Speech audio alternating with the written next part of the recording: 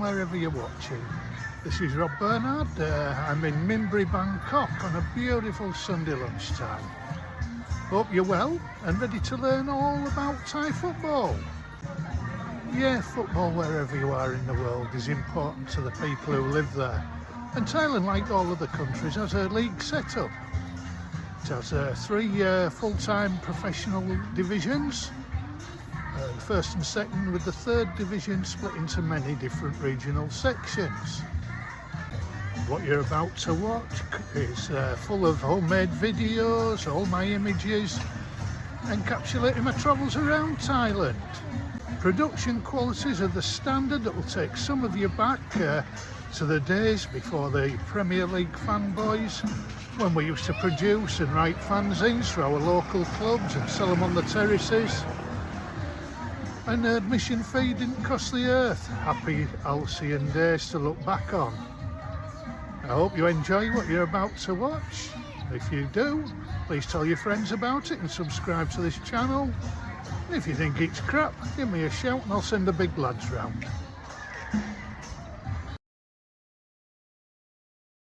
This venue, PAT Stadium, is home to the top level. The top level in Thailand is called Thai League One. This is the home of Port SC. Let's have a look at some of the other beautiful stadiums, and 1 or 2 of the not so beautiful stadiums also in the top flight.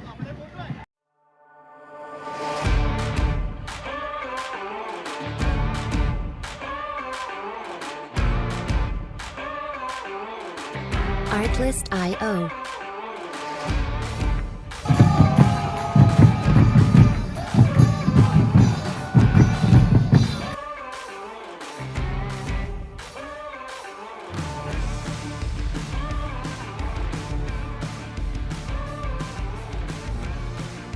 Music licensing reimagined.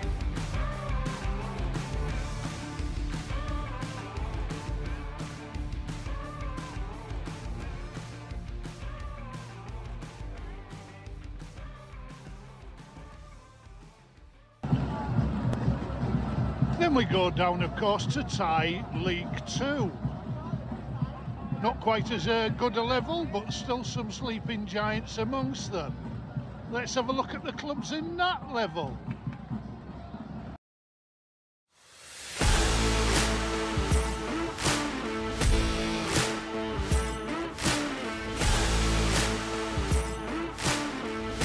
Artlist.io.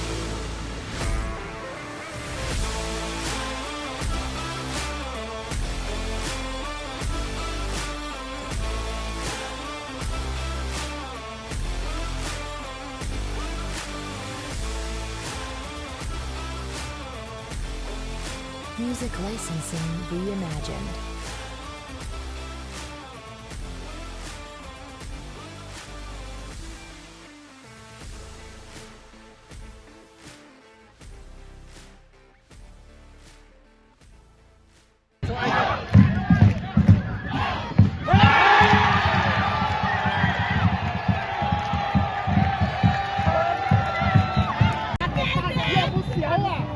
So 3-3 at the PAT on Friday night, a tremendous game of everything.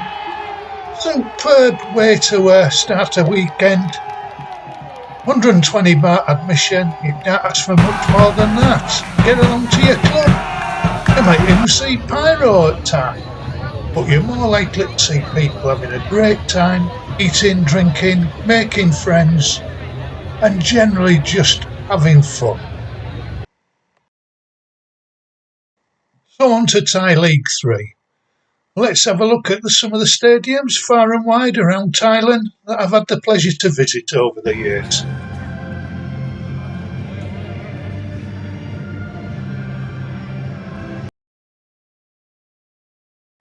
Okay, first let's explain how T3 works. There are 69 clubs spread across 6 regional divisions. 2 in each division, then go into a Champions League playoff round, where eventually 3 clubs are promoted to Thai League 2. And while 3 into 69 seems a very unfair proportion, what it does do is ensures that the teams that do go up are generally capable of handling their higher status. Points of order time. In a recent YouTube video, where a visit to a Thai League 3 game, Kasim Bundit University, was described as non-league. It is nothing of the sort. Every club in Thai League 3 are professional, full-time, part of the national setup. Thank you. Clubs and players fight for their lives to maintain their status.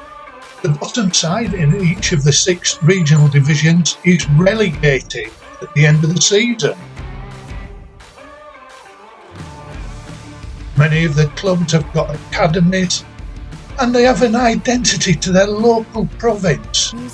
They are vital. In many places, people go there every week because it's the best thing that they've got to offer entertainment-wise.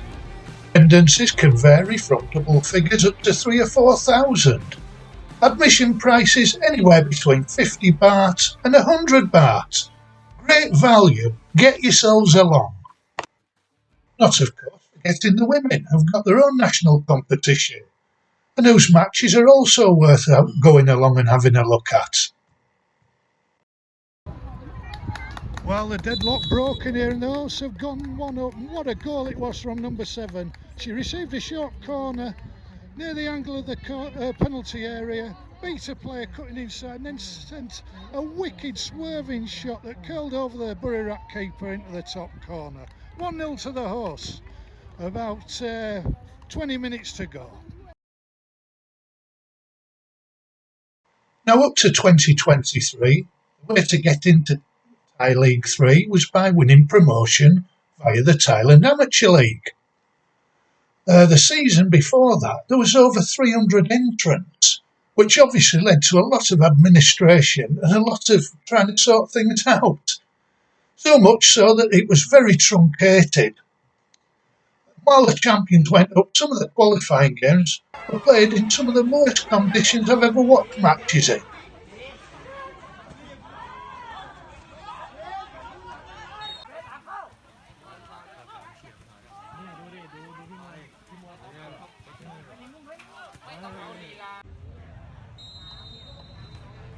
I got to see my local team at the time, Minbri City, in action.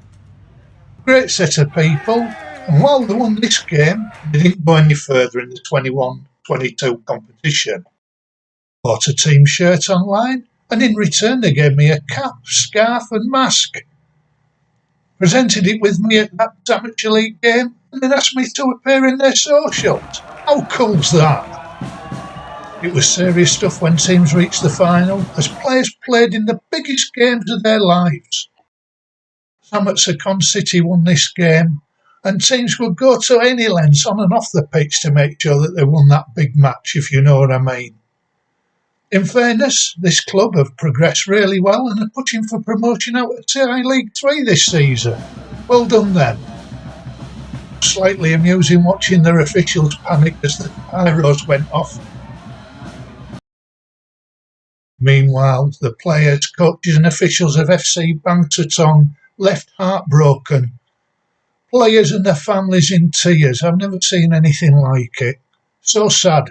And that's why Thai League 3 matters so much.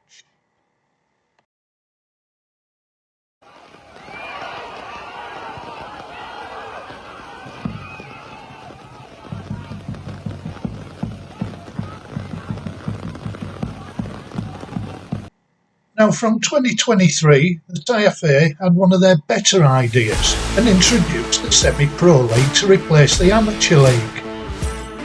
In short, every club that is accepted into it has been vetted thoroughly, so that if they do get promoted, then they'll fit straight into Thai League 3. Far better idea.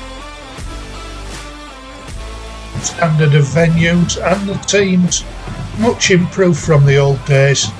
The sides that do go up generally do pretty well in Thai League 3. Goal at the KMITL! 16 minutes on the clock, a fantastic move, put together by Fatira. We're in stoppage time and it's 4-1 Royettes. And I tell you what, this is a game, it could have ended up 7-3, 8-4, something like that. The keepers at both ends have made great saves, some shocking defending at times. Don't falling apart the seams this last 20 minutes. Low free kick touched in at the back post has made it 4-1 here in stoppage time. And that's going to take a lot of pulling back for Dome next week. Below this, we come to what is nominally level 5 in Thailand. Made for teams that can't get into the semi-pro league. They may just be local clubs, academy sides, work sides. All good fun, all amateurs playing for the love of the game. One such club, these wonderful perennial strugglers. When I arrived in Thailand in December 2021, there were still some COVID restrictions in place. Somebody on Facebook pointed me in the direction of the Bangkok Premier League site, where I was shown that there was a friendly game not too far from where I live. I went along, was given a beautiful welcome, such nice people. You could tell they were struggling, even though I was in my late 50s, I was offered a trial to play for them. At the end of the game, both sides embraced as they always do in Thailand, before the home side Strongpole came across and presented me with one of their training tops. It was a little bit tight, and I might look like the only guy in the village from Little Britain if I'd worn it around Mimbri. But what a beautiful gesture from lovely people. Music licensing reimagined. Other clubs also made me most welcome and befriended me. There's some excellent venues to visit, and it gets you out and about and sees places you wouldn't normally see. All the grounds generally have somewhere for spectators to sit and have a bar and food available. The beauty being you're never quite sure what to expect. And just like local football back in the UK, there's always friends to be made and lots of beer to be drunk. Right, hope you're still with me. Those of you nodding off at the back of the class, don't worry, we're going out to have some fun shortly. Sunday morning here in Bangkok, and I've got my app out, Footballogy. Excellent app, shows all the games that are going on near here. As you can see, those in Sky Blue, I've been to those stadiums already. Padru's at Chow Chen Sao, and with it being a 6 o'clock kick-off, means I can't get back by public transport. However, the game I'm going to watch today isn't on there, because Footballogy, sadly, doesn't cover all the non-league and amateur fixtures, purely and simply because the fixtures are very difficult to keep up with, which is why you need to keep checking out Facebook, the various league sites, which I'll put links to below here, and the club pages. So, we're getting ready shortly to go out and have some fun. So there goes my bus from Mimbri. What a start to the day. When I was in Mimbri, wandered around some markets. It's cost me 20 baht to come out around 15 kilometres all the way from home. Yeah, in Mimbri, a load of markets to look around. I saw people giving out free haircuts under a road bridge, and also walked past a factory where they make snooker cues for the best players in the world, including Ronnie O'Sullivan. And not a lot of people know that. I was going to do a bit of filming on the bus, but the old lady who helped me get on the right service and tell me where to get off, she wanted to talk all the way in English. And that's one of the beauties you see about coming to non-league football. You get off the beaten track and you get a travel experience at the same time. You cannot beat it. Right, so I'll reveal all now. I'm going to today's game in the Thonburi League, Zone D, between APD United and BSL. And this road, which will take about 15 minutes to walk down, bring back some real memories. A couple of years ago, my friend Steve and I were coming down here to watch a game. got so far we could even hear the players and the referee's whistle, and we had to turn back. The road was flooded, and for some reason my mate didn't want to take his shoes and socks off and go through. Some people have got no commitment. Now, one of the things about going to non-league football in Thailand is you're not quite sure what you're going to come across when you get there. As I say, I've not been here before, so let's see what it brings. Well, another in the book of why I love Thailand. That road wasn't so familiar to me after all. I was 2 lanes out when a bloke stopped, obviously realising this fat Farang was struggling a bit in the heat, and he's given me a lift to the bottom of the lane where the ground is. Absolutely marvellous. Right, so here I am, and first impressions were a lovely ground. Got a raised viewing area behind the goal there, above the changing room blocks. We're a few miles up the Sansep Canal from Minbri. It looks a very narrow pitch, if I'm honest. It's got a viewing gallery there, so they're going to film it. 2 benches down this side. Yeah, very good. I hope there's a bar upstairs that'd make it absolutely wonderful, but we'll have to wait and see. Well, true to form, when you go to these venues, there's a little cafe there doing food. There's a shop there selling all sorts. I'm not sure there's beer because this is quite a big Muslim part of Bangkok and its outskirts. Nong Chok, well known for having 90% Muslim population.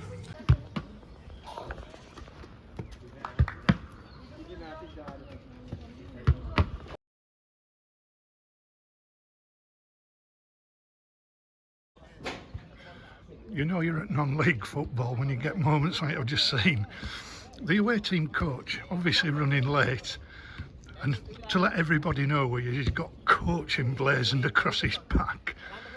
He's just told his players, don't go on the pitch in 10 minutes. Sorry if that was a very poor impersonation, but that's what it sounded like.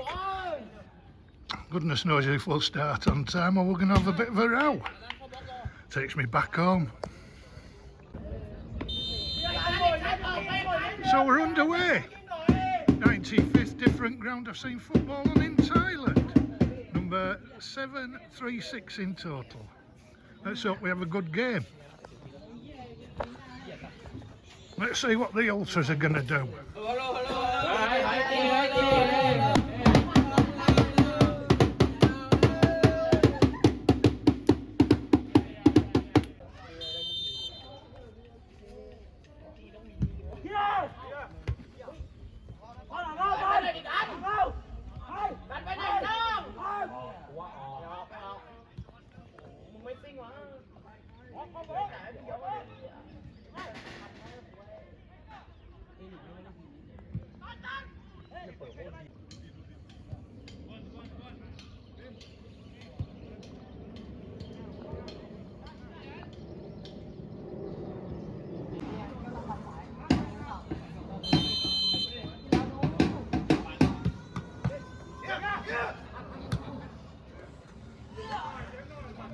So the team's come off for half time. A sweltering afternoon.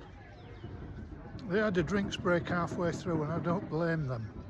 The pitch is long and narrow, very bumpy. The players are doing their best. It might not be the fastest pace you'll ever see, but there's plenty of commitment, believe me, plenty of niggling there. Entertaining enough to want the visitors at half time. See what the second half brings. I'm sat well back behind the net here in the shade. Half time, something that did make me laugh. The far end's netting is drooped quite a long way and there's a massive lake behind the goal. So at the interval, the subs for the home side stripped down and dived in the lake and fetched the loose balls back. Absolutely brilliant.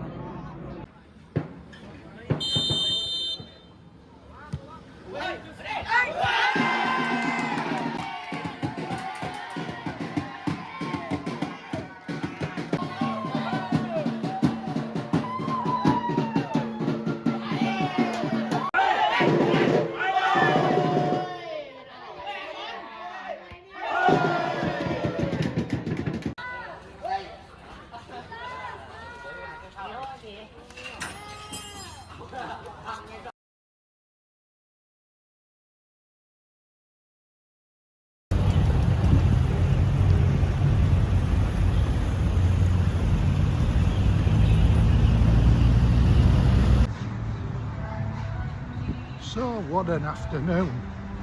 I can't recommend it enough really, local football. What did I get today? Well, we had plenty of feistiness, a really ratty coach.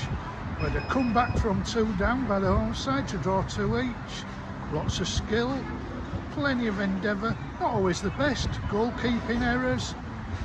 Had 3 officials and a 4th official on the touchline. You don't always get that in the lower leagues in England. And best of all, just surrounded by people who want to be there. You know, the local, the enthusiastic support of the home side. And the people being so welcoming. Honestly, it's just such a great way to spend a few hours on a Sunday afternoon. Well, I hope you've all enjoyed that. Great fun to make. All that's left me to say is thank you very much for watching. Hope you've enjoyed it, as I say. If you have, please subscribe to the channel and tell your friends about it. Just leaves me to say goodbye, thank you, and see you next time. Cheers.